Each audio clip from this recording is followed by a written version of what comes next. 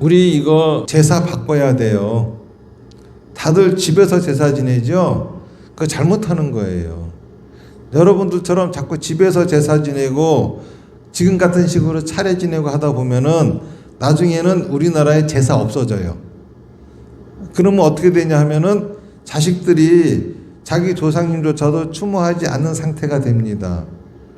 지금은 장례식도 엉망진창으로 다 망가져 버렸어요. 제사는 원래 집에서 지내는 거 아니에요. 어디서 지냈냐 하면 사당에서 지냈어요. 사람이 죽으면은 혼은 빠져나가고 백은 몸에 남아있어요. 그래서 혼을 모시려고 위패를 쓰고 백은 땅에다 무덤으로 묻었거든요. 그리고서 사당을 지은 겁니다. 혼을 모시려고, 위패를 모시려고. 그런데 죽은 사람이 음식을 먹을 수 있는 날은 기일밖에 못 먹어. 왜냐하면 기일이 돼야 혼과 백이 1년에 한 번씩 합쳐지는 거예요. 그러니까는 사당에 위패가 있으니까는 여기에 백이 와가지고 합쳐지니까는 밥상을 차려서 먹였던 게 제사상이고 제사가 되는 거예요. 그리고 5대조까지 지냈죠. 5대조의 제사 지낼 적에는 5대손이 전부 다 모여서 제사 준비했어. 4대손 때는 4대손이. 이렇게 하다 보니까 제삿날은 그동안 만나지 못했던 일가 친척들, 먼 친척들까지도 만날 수 있는 날이 제삿날이고 기쁜 날이었어. 오래간만에 친척들 만나는. 그리고 차례는 명절에 각자 집에서 지방을 써놓고 지냈어요. 차례상이라고 하는 거는 설에는 떡국 한 그릇이 차례상이고 추석에는 속편 한 접시가 차례상이에요. 이게 원래 모습이야 이게. 그런데 사당이 없어져 버렸어. 그러다 보니까는 제사를 차례식으로 지내. 지방 써놓고 집에서 사당도 없으면서 원래 사당이 없으면 제사 지내면 안 되는 거거든요. 지방은 혼백이 오지도 않아. 지방 써놓고 차례상을 밥상처럼 차려놓고 제사 지내요. 그러다가 이제는 차례까지도 제사상을 차려놓고 지내. 지금 이상한 짓을 하고 있다고 하는 거를 모르고 위에 사람들이 그렇게 하니까 의뢰 그러는 줄 알고도 사는데 이거 잘못된 거예요. 다시 말해서 여러분들이 아무리 밥상 차려줘봐야 조상들은 와서 먹지 못해요. 혼백이 안 모이는데 어떻게 먹어. 뭐 그런 거 하지 말라고. 어떻게 하느냐. 유교에서의 위패는 혼을 모시는 것이지만은 불교에서의 위패는 이름을 모시는 거예요. 왜? 그 이름 안에 누구누구의 어머니, 누구누구의 딸, 누구누구의 아내 이렇게 다 들어있어요. 그리고 그 사람이 잘 살았던 못 살았던 그 사람이 살았던 일생이 다 들어있어. 몸은 썩지만 이름은 안 썩는 법이요. 그래서 그 이름을 모시고 돌아가신 날 기일에 제를 올리는 거예요. 추모제라 그래요. 제는 뭐냐 하면은 공덕을 지어서 회양을 하는 게 제야.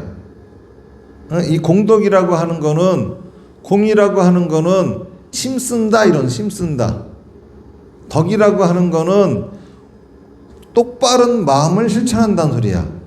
그러니까는 공덕이라고 하는 거는 올바른 부처님의 가르침을 실천하는데 힘을 쓴다. 이게 공덕이에요.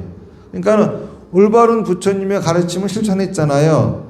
회양이라고 하는 것은 그 덕을 다른 사람한테 돌려주는 거야. 그러니까는 조상님의 기일에 제를 지낸다고 하는 거는 부처님의 가르침을 실천한 덕을 조상님한테 돌려드리는 행위를 하는 거예요. 그런데 아까 제가 부처님의 가르침은 사성제라 그랬죠. 실천법은 팔정도라 그랬죠. 그게 육바라밀로 바뀌었다 그랬죠. 육바라밀에서는 보시 바람을 위해 나머지는 생각으로 하는 거지 실제로 몸으로 하는 게 아니야. 몸으로 할 수 있는 거는 보시 바람일밖에 없어요. 그러니까는 보시를 하는 게 공덕을 짓는 행위가 되는 거예요. 자, 그러면은 보시를 한다고 할 때 보시에도 재보시하고 법보시가 있어. 재보시는 재물을 보시하는 것이고 법보시는 법을 보시하는 거야. 그런데 신도들이 앞에 나와서 법문할 수 있어? 신도들이 할 수 있는 거는 재보시밖에 없는 거예요. 그러니까는 기일에 부처님 앞에서 공덕을 짓기 위해서 보시금을 마련하는 거죠. 그러고 난 다음에 불단을 장엄을 하는 거야. 그리고 스님을 초빙을 하는 거예요. 그러면은 절에서는 법당을 빌려주는 거예요. 그런데 법당을 빌려주는 절에서 불단 장엄도 해주고 그 절에 있는 소속 스님이 초청을 되다 보니까는 마치 내가 돈만 내주면 절에서 가서 사는 무슨 물건처럼 돼버렸어 이게. 근데 원래 그런 뜻이 아니거든. 그러니까는 본래 불단을 장엄하고 또 스님한테 살해하고 이런 것보다 부처님한테 보시하는 게 더 많아야 되겠죠. 그래서 우리 절에서는 스님 불공하는데 뭐 아니면 재지내는데 얼마입니까 물어보면은 요거를 가지고 해드리는 거예요. 그러면 우리가 또 이런 생각할 수가 있어요. 아니 그 부처님한테 보시하면 됐지. 어차피 부처님한테 보시하면은 그거는 절에서 또 쓰면서 보시도 받고 또 스님한테 사례까지 주고 뭐 이게 뭘 이렇게까지 하느냐 하잖아요. 왜 그러냐 하면은 보시는 부처님한테 하는 거죠. 그런데 이 보시를 하면은 절에서 스님들이 이걸 쓴다라고 생각하면은 이건 스님한테 한 거지 부처님한테 한 게 아니야. 다시 말해서 삼륜 청정의 보시가 되질 않는 거예요.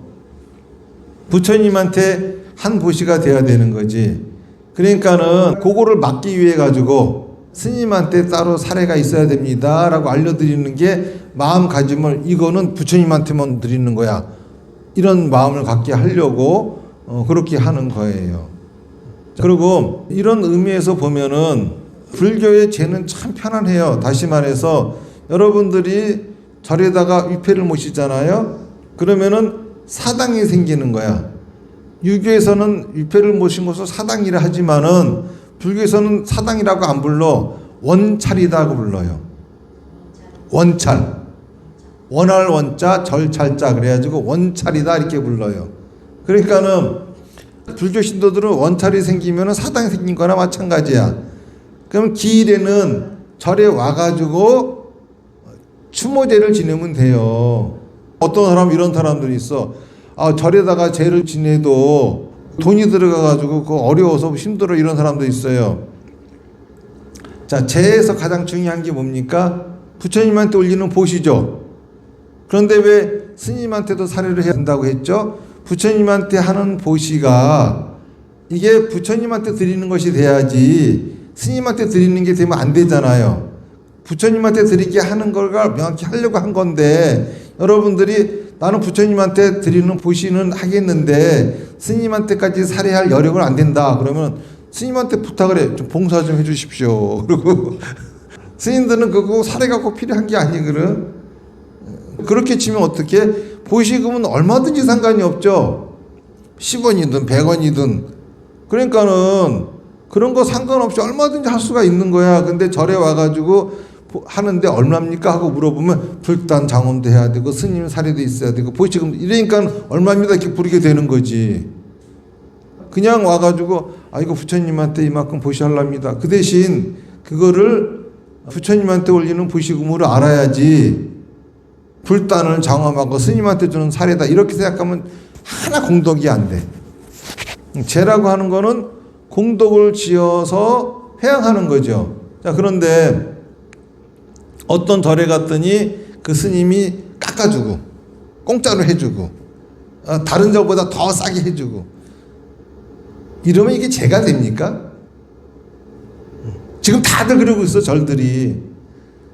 다시 말해서 공덕을 짓지도 않았는데 어떻게 회양할 게 있겠습니까? 말이 안 되지. 공덕이 짓는 것이 포인트인데 그러니까는 절대 절에서 제를 지낸다거나 하는 것들을 마치 가게 가서 물건을 사듯이 상거래 행위처럼 생각하면 절대 안 돼요. 뭐가 중요하냐면은 내가 돈이 있고 없고 떠나서 조상님을 위해서 공덕을 짓고 회양하고 싶다. 요 생각만 있으면 되는 거야. 그러면 얼마든지 할 수가 있는 거예요. 그런데 그거를 모르고 절에서도 뭐 재진해주고 그거 가지고 먹고 살잖아. 이거는 불교 신도들이 할 생각이 아니에요. 절대 그렇게 하면 안 돼요. 그리고 또 하나, 요즘 보면은 장례식도 너무너무 망가졌어요. 다시 말해서 원래는 어떻게 해야 되냐면은 유교식으로 치더라도 사람이 죽잖아요. 그러면 먼저 소생할 기간이 있어야 돼. 그 사람이 다시 살아나지 않고 계속 죽어 있다고 하면은 몸이 떳떳하게 굳어요. 수시를 하는 거야. 똑바로 펴가지고 칠성판에 딱 눕혀놓고 묶어놓는 거거든요. 그 상태에서 소생하기를 기다려야 되는 거예요. 자, 그러면은 의사는 죽었다 하지만은 가족들은 다시 살아날 수 있을 하면서 기대하고 기다리고 있는 시점이니 상을 당한 겁니까? 안 당한 겁니까? 상을 안 당한 거죠. 이때는 상복을 입는 게 아니야. 그러고서 비로소 처음 돌아가셨음을 인정할 적에 이때에 입관을 하고 상복을 입으면서 지내는 제사가 성복제라고 하는 제를 지내는 거예요. 근데 요즘은 어떠냐 하면은 죽으면은 장례식장으로 가 바로. 이거 몇 년 안 됐어. 엉망으로 해요. 요즘은 장례식장에 가잖아요. 그러면은 바로 죽자마자 냉장실로 옮겨가. 다시 소생을 해도 얼어 죽어야 될 판이야.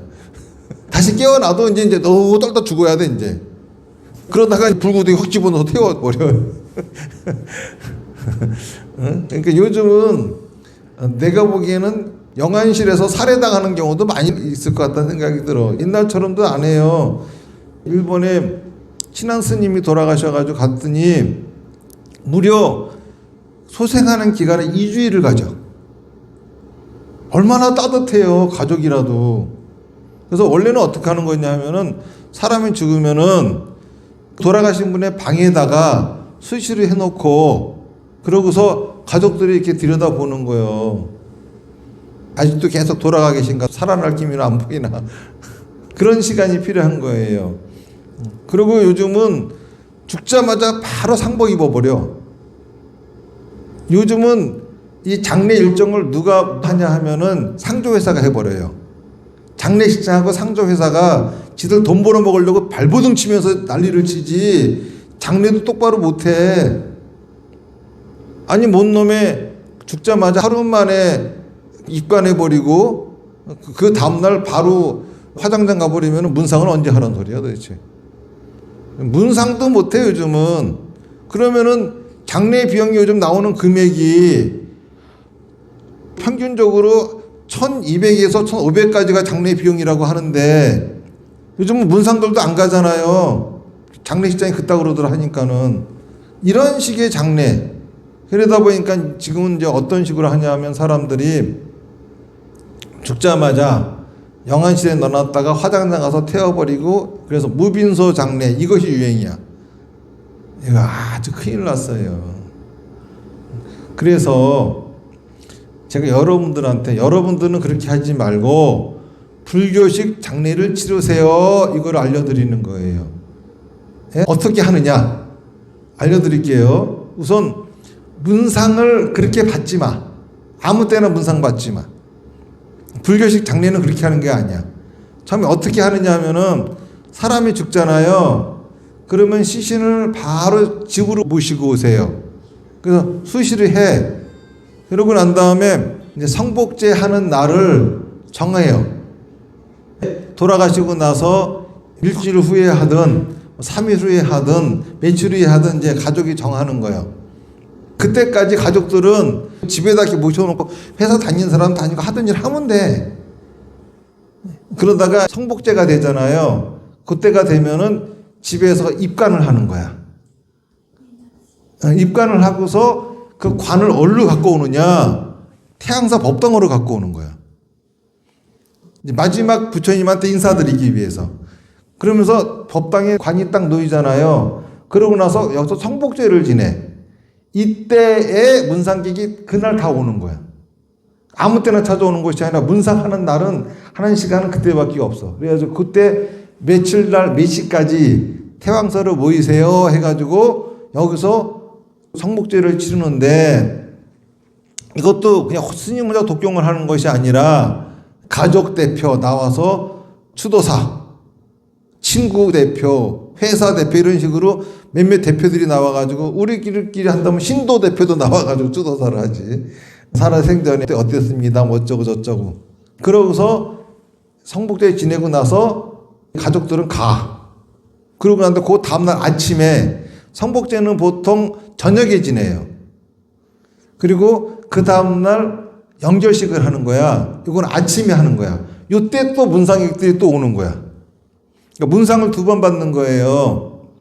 그렇게 하면서 영결식도 또 그렇게 하고 그 다음에 시신은 화장장 가서 화장을 하고 다시 6월이 태왕사로 오는 거예요. 그러면서 기현제를 지내. 그리고 49제 지내고 막제 때에 또 문상 못 왔던 사람들 오라 이거야. 100일제를 지내. 100일 때 또 문상 안 했던 사람들 고별식하러 오라 이거야. 그리고 1년, 3년까지. 이게 원래 불교식이에요. 상중제례까지. 자, 어때요? 지금보다 훨씬 낫죠? 지금 하는 것처럼 문상객이 와가지고 그냥 거기서 육기자 한 그릇 먹고 소주 마시고 주간주간 하다가 그냥 이렇게 회식하다 가는 것보다 훨씬 낫지. 그렇게 하지 말라고. 여러분들이 불교 신자야, 유교 신자야? 불교 신자잖아.